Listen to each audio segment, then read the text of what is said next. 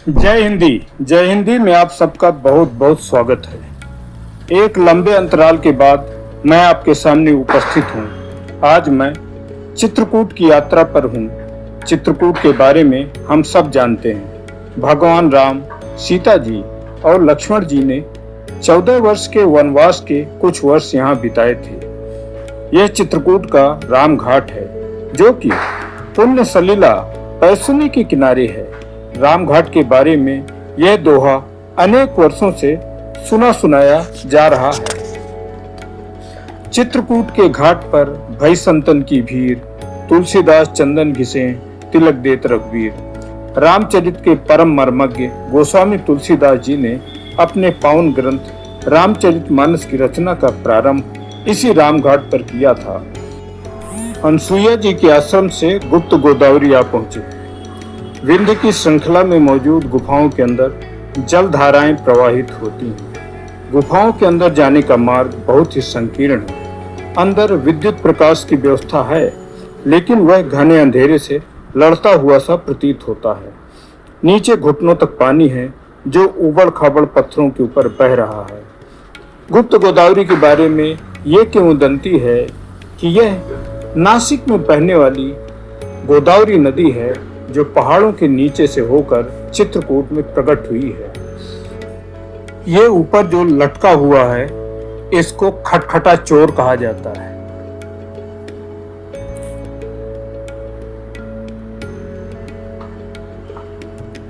आप देख रहे हैं गुफाओं के अंदर काफी अंधेरा है, भीड़ भी है और बहुत ही संभल कर चलना पड़ रहा है, क्योंकि नीचे काफी असमतल भूमि है, पत्थरों से अटी हुई है और ऊपर आप देख रहे हैं कि पत्थर लटके हुए हैं। ऊपर की जो छत है बिल्कुल भी समतल नहीं है। ऐसा लगता है कि इसे प्रकृति ने इस तरह से घड़ा है इसको कि ये बिल्कुल अनगढ़ लग रही है। और इसके अंदर जब जाएंगे तो छोटे छोटे मंदिर भी वहाँ के कुछ पुजारियों ने बना रखे हैं, जो गुफाओं के अंदर दिख रहे हैं। और श्रद्धालु आते हैं तो इन छोटे मंदिरों के, इन प्रतिमाओं के भी दर्शन करते हैं और साथ में अपने ऊपर उस पवित्र जल को भी छिड़कते हैं। ये माना जाता है कि ये गोदावरी नदी चित्रकूट में प्रकट हुई है, तो इसका अपना भी एक अलग ही महत्व है और इस स्थल को बहुत ही पवित्र माना जाता है कि ये गोदावरी है जो हमें अपने पापों से मुक्त करने के लिए नासिक से चलकर चित्रकूट तक आई है। इसलिए पूरे देश से यहाँ पर भक्त आते हैं और यहाँ पर नदी के जल को अपने ऊपर छिड़कते हैं, आचमन करते हैं। यहाँ पर देखेंगे आप कि पूरे देश से आए हुए श्रद्धालु तरह तरह के जयकारे भी लगाते हैं, देवी देवताओं का नाम लेकर जय ध्वनि भी करते हैं। ये दूसरी गुफा है गुप्त गोदावरी की और इसका जो प्रवेश द्वार है बड़ा है और यहाँ आसानी से आया जाया जा सकता है। ये गुप्त गोदावरी की बड़ी गुफा है और यहाँ पर बीच में एक शिला को स्थापित किया गया है, जो मूर्तिवत है और यहाँ पर लिखा हुआ है कि सुइया माता की मूर्ति है। गुफा के अंदर काफी जगह है,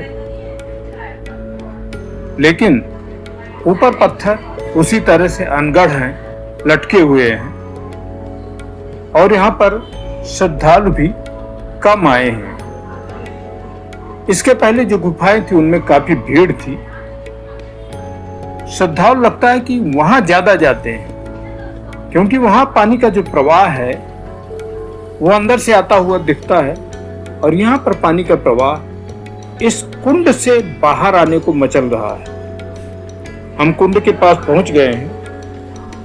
पुजारी जी ने हमें बताया कि गुफाओं का पानी इस कुंड में इकट्ठा होता है और कितना भी पानी इकट्ठा हो जाए बाहर की तरफ नहीं छलकता। पुजारी जी से हमने इसका महात्म्य जानने की कोशिश की। उन्होंने हमें विस्तार से बताया कि यह कुंड बहुत ही पवित्र माना जाता है। हम गुप्त गोदावरी की गुफाओं से बाहर आ पहुंचे। गुप्त गोदावरी का जो जल है बाहर आकर इस विशाल कुंड में इकट्ठा होता है। ये छोटा सा तालाब जैसा कुंड है जो पान के पत्ते के आकार का है और काफी गहरा प्रतीत हो रहा है। पीछे वो जो पहाड़ दिख रहा है विंध्याचल की श्रृंखलाएं हैं जिनके नीचे ये हमारी गुफाएं मौजूद है, और पीछे वो जो द्वार दिख रहे हैं वो गुप्त गोदावरी के ही है। वहां से निकलता हुआ यह पानी यहाँ पर भरता रहता है। हम आ पहुंचे हैं अनसुईया आश्रम। सती अनसुईया का यह आश्रम पैसुनी के उद्गम स्थल पर मौजूद है। सती अनसुईया और उनके पति महर्षि अत्रि यहीं विंध्याचल के जंगल में तपस्या कर रहे थे। महर्षि अत्रि को प्यास लगी हुई थी और यहाँ पर पानी का अभाव था। तब सती अनसुईया ने अपने तपोबल से यहाँ गंगा जी को प्रकट किया था और इस सलीला को पैसुनी या दूध की नदी का नाम दिया गया था। इसी आश्रम में सती अनसुईया ने उनके सतीत्व की परीक्षा लेने आए ब्रह्मा, विष्णु और महेश को नवजात शिशुओं के रूप में परिवर्तित कर दिया था और उन तीनों के संयुक्त रूप को ही दत्तात्रेय के रूप में जाना जाता है। अनसुईया जी के इस आश्रम में अंदर हम नहीं जा सकते क्योंकि अंदर वीडियोग्राफी या फोटोग्राफी अलाउड नहीं है, इसलिए हम इसका दर्शन बाहर से ही करेंगे।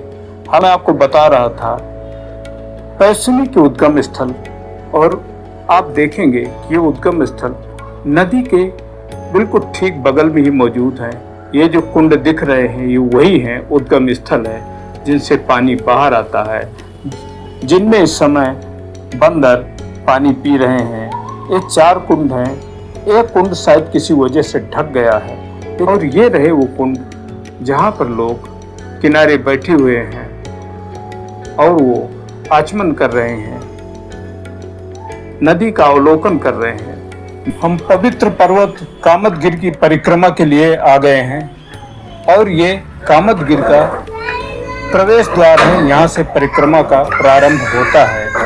यहाँ पर भव्य मंदिर है जिनकी मूर्तियां हमें यहाँ से दिख रही हैं और यहाँ से शुरुआत होती है परिक्रमा की। ये परिक्रमा लगभग 7-8 किलोमीटर की है। परिक्रमा के रास्ते में अनेक मंदिर हैं। इन मंदिरों में नवरात्रि के अवसर पर मूर्तियों की स्थापना की गई। ये जो आप मूर्ति देख रहे हैं ये परिक्रमा पथ पर दोनों तरफ हैं। वो दुर्गा जी की मूर्ति थी, ये महाकाली की मूर्ति है। रात के समय बहुत ही भव्य दिखती है। ये प्रथम द्वार है कामदगिर का और यहाँ पर आरती हो रही है, आरती का प्रबंध हो रहा है। चित्रकूट में आज हमारा दूसरा दिन है। अगर आप चित्रकूट घूमने आते हैं तो कम से कम आपके पास 3 दिन का समय होना चाहिए। चित्रकूट धार्मिक स्थल तो है ही, तीर्थ है, पावन धाम है, लेकिन इसके अलावा चित्रकूट के आसपास सुरम्य वन है, प्राकृतिक छटाएं हैं, सरिताएं हैं जिनको आपको देखना है, विधिवत अवलोकन करना है। आज हम आ पहुंचे हैं उसी क्रम में शबरी जलप्रपात में। ये शबरी जलप्रपात सुरम्य स्थल है, एक प्राकृतिक झरना है और ये झरना एक सरिता से नीचे गिर रहा है चट्टानों को चीरता हुआ। मुझे याद आ रही है निराला की वो मशहूर कविता निराला ने लिखा था, अचल के चंचल क्षुद्र प्रपात मचलते हुए चले आते हो, खेलते हो क्यों क्या पाते हो। पता नहीं इस प्रपात को खेलने में कुछ मिलता है या नहीं मिलता, लेकिन दर्शकों को बहुत कुछ मिल जाता है। आपको यहाँ आकर पता चलेगा कि यह झरना छोटा भले हो लेकिन बहुत ही सुंदर है, बहुत ही खूबसूरत। चट्टानों के बीच से वो सरिता जब प्रपात के रूप में नीचे उतरती है तो मनमोहक नजारा प्रस्तुत करती है। इस सरिता के चारों ओर घना जंगल है। आप देख रहे हैं चट्टानों के ऊपर पेड़ों का आवरण चट्टानों को घेरे हुए और इस तरफ जहां मैं खड़ा हूं इधर चट्टाने ही चट्टाने हैं। पेड़ यहाँ पर नहीं है, लेकिन दूसरी ओर पेड़ ही पेड़ है। देखिए, नजदीक से देखिए इस झरने को, क्या सुंदर प्रपात है। और ये प्रपात आगे जाकर गहरी नदी में तब्दील होता है। ये हम जो पीछे देख रहे हैं, ये एक ऐसा स्थल है जो सरकार द्वारा बनाया जा रहा है। इस झरने को बहुत ही अच्छी तरह से देखने के लिए एक दीर्घा बनाई जा रही है, और दीर्घा ऐसी कांच की कि जिसके ऊपर खड़े होकर आप इस झरने का अवलोकन कर सकें। हम आ गए हैं शरभंग मुनि के आश्रम। शरभंग मुनि का आश्रम ये वो आश्रम है जहाँ राम जी अपने वनवास के दौरान यहाँ आए थे और आश्रम में कई दिन तक ठहरे थे। हजारों साल पुराना यह आश्रम आज वैसा है या नहीं हमें नहीं पता, लेकिन अवशेष उसके अभी भी मौजूद हैं। और ये जो कुछ भवन दिख रहे हैं ये नए हैं। ये सतना जिले के मझगांव क्षेत्र में स्थित है। चित्रकूट की खास बात यह है कि आधा चित्रकूट उत्तर प्रदेश में है, चित्रकूट जिले में, और आधा सतना में है, मध्य प्रदेश में। ये उस सरिता का कुंड है, उसका पानी यहाँ जमा हो रहा है। यहाँ से पानी शायद फिर से सरिता में जाता होगा। ये खूबसूरत मंदिर है। मंदिर के अंदर प्राचीन मूर्तियां स्थापित है। हम चलेंगे अंदर, देखेंगे मंदिर को, नजदीक से निहारेंगे मूर्तियों को, उनके दर्शन करेंगे। ये देखिए प्राचीन मूर्तियां हैं। मंदिर बहुत खूबसूरत है और यहाँ पुजारी जी बैठे हैं, शायद उनका मौन व्रत है। वो हमें पंचामृत दे रहे हैं, लेकिन आशीर्वाद के रूप में उन्होंने कुछ कहा नहीं है। शायद उनकी साधना चल रही होगी। जो भी हो, हमने उनसे कुछ विस्तार से बात नहीं की क्योंकि वो नहीं बोले, और हम वहां से फिर इधर आ गए हैं। ये दूसरा आश्रम है सुतीक्ष्ण मुनि का। सुतीक्ष्ण मुनि रामायण कालीन महामुनि थे और भगवान राम, सीता जी और लक्ष्मण जी यहाँ भी आए थे। और यहाँ इस आश्रम में ऋषियों के साथ उन्होंने सत्संग किया था। यहाँ पर कई दिन ठहरे भी थे और भक्तों को उन्होंने कृतार्थ भी किया था। देखते हैं अंदर चलकर कि यहाँ पर आश्रम में ये जो मंदिर है, यहाँ पर दो नवशिक्षु सन्यासी दिख रहे हैं जिनकी दीक्षा प्रारंभ हो रही है। एक बामन सन्यासी है और दूसरे सन्यासी उनसे ऊंचाई में काफी बड़े हैं।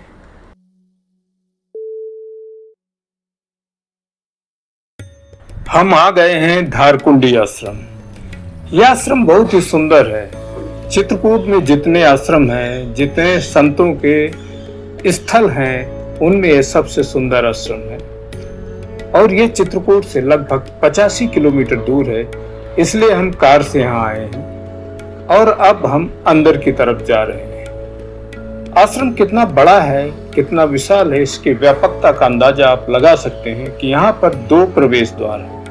ये दूसरा प्रवेश द्वार है और अब हम अंदर की तरफ जा रहे हैं। नीचे की तरफ उतरना है। ये ढलान है, ढलान से हम नीचे जा रहे हैं और मंदिर है जो उस तरफ हम जा रहे हैं जहाँ पर संतों का निवास स्थान है, उधर हम बढ़ रहे हैं। वहाँ जाकर हम देखेंगे कि मंदिर कैसा है, कितना भव्य है और वहाँ पर सन्यासी साधु संत कैसे रहते हैं, किस तरह से जीवन यापन होता है उनका।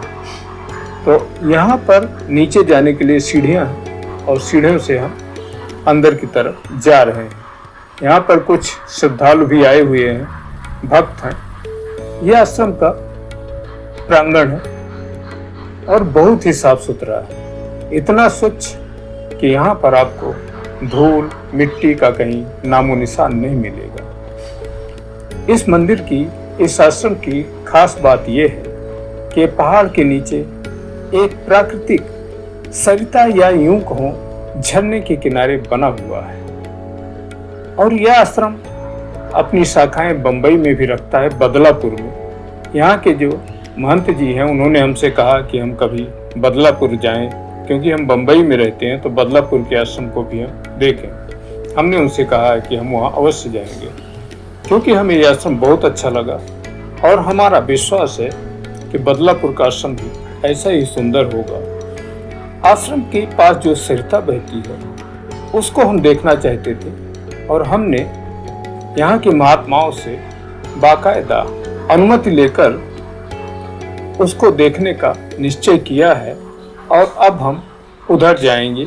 ये रही वो सरिता और वो रहा सामने झरना जो सरिता को आकार देता है। देखिए कितना खूबसूरत है और ये अनन्य सरिता हमेशा प्रवाहित होती रहती है। पानी कहाँ से आता है, कहाँ जाता है, इसका किसी को कुछ पता नहीं है। आश्रम में आकर ये प्रकट होता है और आश्रम में ही विलीन हो जाता है, क्योंकि हमने जहाँ से प्रवेश किया था वहाँ पर हमें ऐसी कोई सरिता नहीं दिखी थी। ये देखिए पहाड़ के नीचे से किनारे किनारे ये बह रही है और आगे जाकर ये सरिता एक कुंड में विलीन हो जाती है। हम कुंड की तरफ जाएंगे। ये जो झरना है इसका पानी उस सामने स्विमिंग पूल में जाता है और स्विमिंग पूल महात्माओं के लिए है जहाँ वो स्नान करते हैं और ये सरिता यहाँ आकर इस कुंड में विलीन हो जाती है। देखिए कुंड में पानी कहीं आगे नहीं जा रहा और कुंड का जो आकार है इससे ज्यादा बढ़ नहीं रहा। बहुत ही खूबसूरत है। इधर से आकर दूसरी तरफ से भी हमने इसका अवलोकन किया। ये देखिए पानी वहां से आ रहा है और कुंड में समाहित हो रहा है। कुंड से आगे पानी कहाँ जा रहा है इसका किसी को कुछ पता नहीं है। हमने यहाँ के एक संत से इसके बारे में पूछा तो उन्होंने कहा कि शायद ये भूमि अंदर से खोखली या पोली है और ये पानी उसी सुरंग से कहीं जाकर विलीन हो जाता है। लेकिन वो कितनी बड़ी सुरंग है, कितना बड़ा पोलापन है, वो हमें कहीं नजर नहीं आया। लीजिए हम आ गए हैं हनुमान धारा। हनुमान धारा वो तीर्थ है जो हनुमान जी का निवास स्थान है। हनुमान जी ने लंका को जब जलाया था तो भीषण ज्वालाओं से उनका शरीर भी तप्त हो गया था और उन्होंने भगवान श्री राम से अनुमति लेकर इस पहाड़ पर विश्राम किया था। यहाँ आने का कारण ये था कि यहाँ पहाड़ के ऊपर से हमेशा छोटी छोटी धाराएं बहती रहती हैं। कहाँ से आता है पानी किसी को कुछ पता नहीं। आगे चल के देखेंगे। ये रहा मंदिर का प्रवेश द्वार। इसके अंदर हनुमान जी की मूर्तियां स्थापित हैं। हम ऊपर जाकर दर्शन करेंगे और इसके बाद आगे का नज़ारा लेंगे। यहाँ से आप देख सकते हैं वो रोपवे है। रोपवे की ट्रॉलियां हैं जो आ जा रही हैं। हनुमान धारा आने के लिए 3 रास्ते हैं। आप रोपवे से आ सकते हैं, मेरी तरह सीढ़ियों से आ सकते हैं या फिर पीछे कार या जीप से आ सकते हैं। करीब 10-11 किलोमीटर का चक्कर लगाकर पीछे की तरफ से आना होगा। और ये रहे यहाँ के मशहूर हनुमान जी, उनकी प्रतिमा। हमने प्रतिमा को प्रणाम किया, आगे बढ़े और ये दूसरी प्रतिमा है पंचमुखी हनुमान की। हनुमान जी 2-3 प्रतिमाओं के रूप में यहाँ पर विराजमान हैं। 2-3 मंदिर हैं और तीनों ही बड़े ही खूबसूरत हैं, बड़े ही सुंदर हैं। सीढ़ियों से आने वाले भक्त कम हैं। यहाँ से हम देखते हैं चित्रकूट का नजारा। ये विहंगम दृश्य चित्रकूट का। ये रहा कामदगिरी, जहाँ भगवान राम ने 11 साल तक निवास किया था, पूरे 11 साल। और भक्तगण जब आते हैं तो इसकी परिक्रमा करते हैं। ये वो धाराएं हैं जहाँ पर बंदर अटखेलियां कर रहे हैं, पानी पी रहे हैं। पानी ऊपर कहाँ से आता है इसका पता नहीं चलता, क्योंकि ऊपर सूखी जमीन है कुछ देर में हम ऊपर की तरफ चलेंगे, देखेंगे कि वहां पर इन धाराओं का कोई अस्तित्व नहीं दिख रहा, अंदर से प्रकट होती हैं और यहाँ नीचे की तरफ 12 महीने पानी प्रवाहित होता रहता है। ये पेयजल का बहुत बड़ा माध्यम भी है। आसपास रहने वाले लोग इन्हीं से पानी पीने के लिए लेते हैं। कुछ लोग यहाँ पर नीचे की तरफ भी पानी ले जाते हैं पाइप के माध्यम से, और नीचे जो लोग रहते हैं उनको भी पानी यहाँ से प्राप्त होता है। पहाड़ बहुत ऊंचा है और यहाँ तक आने के लिए कम से कम 700 सीढ़ियाँ चढ़नी पड़ती हैं। तकरीबन 1 घंटे का समय लगता है। ये ऊपर की ओर जाने का रास्ता है और अब हम जाएंगे शिखर की ओर। आइए चलते हैं, देखते हैं कितनी सीढ़ियाँ हैं ऊपर। हमने पूछा लोगों से तो उन्होंने कहा काफी चढ़ना पड़ेगा। तो भी कितना भी चढ़ना पड़े, ये तीर्थ है, थोड़ा परिश्रम, थोड़ी कठिनाई तो सहनी चाहिए, मेरा ये मानना है। इसलिए मैं रोपवे से नहीं आया। हम आ गए हैं इस दीर्घा में, जहाँ पर चित्रकूट के संतों के बारे में बताया गया है। शरभंग, सुतीक्ष, अत्रि, तुलसीदास जी, सबकी यहाँ पर तस्वीरें लगी हुई हैं। बहुत ही सुंदर ढंग से बनाया गया है। यह है चूल्हा चौका। कहते हैं ये सीता जी की रसोई है, जिसका संचालन 2 यादव बंधु कर रहे हैं। हमने उनसे इसके बारे में जाना तो उन्होंने हमें बताया कि यहाँ पर चूल्हा चौका कई हैं, लेकिन असली चूल्हा चौका ये है। अब सीता जी कामतगिर से यहाँ आती रही होंगी, उनकी रसोई यहाँ रही होगी, ऐसा लोगों का मानना है, विश्वास है, आस्थाएं हैं। आस्था को चुनौती नहीं दी जा सकती। लेकिन यहाँ पर जो साधु संत हैं सब यही बताते हैं। ये है शिखर, हम आ पहुंचे हैं। पीछे देवांगना घाटी है, एयरपोर्ट है वहाँ। यहाँ पर तुलसीदास जी के अलावा रहीम भी रहे। अकबर ने उन्हें निकाल दिया था और रहीम दुखी होकर चित्रकूट आ गए थे। आधा दोहा लिखकर उन्होंने तुलसीदास को भेजा था। चित्रकूट में रम रहे रहीमन अवध नरेश। तुलसीदास जी ने उस दोहे को पूरा कर दिया था। जा पर विपदा पड़त है, सो आवती ही देश। तो चित्रकूट विपत्ति वालों को हमेशा आश्रय देता है।